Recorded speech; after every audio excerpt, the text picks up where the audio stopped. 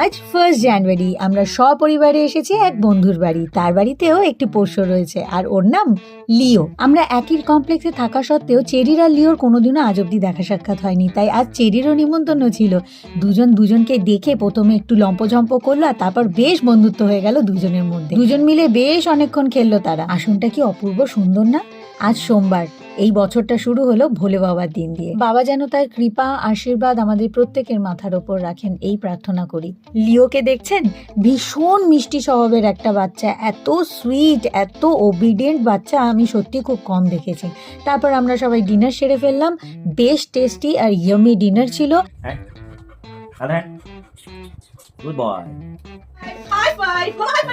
ও বাবা, গল্প আড্ডা মজা করে নতুন বছরের প্রথম দিনটা আমাদের তো বেশ কাটলো। আশা করি আপনাদেরও খুব ভালো কেটেছে।